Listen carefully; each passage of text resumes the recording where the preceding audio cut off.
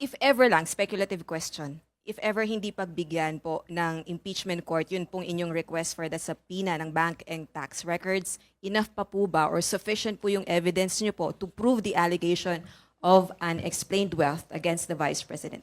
Definitely, we have enough evidence to support each of the articles. And even if we don't have the documents that we are requesting for, we can support the prosecution of the 4 articles.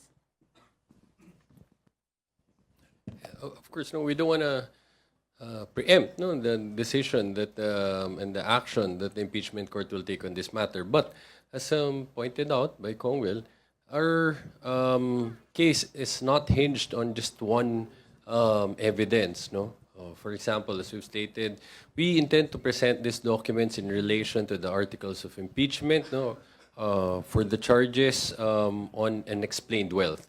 So, ang dami hong dokumento na gagamitin din, no, para mapagpatibay ho yung charges, no, tukol dito. For example, we have the SAL-ends, no, we have, so hindi lang isa yan, madami ho yan, no, yung dun sa AMLAC records, BI records, bank records, and testimonies of witnesses. No, so, hindi naman ho nakasalalay lang sa isang ebidensya yung kaso natin.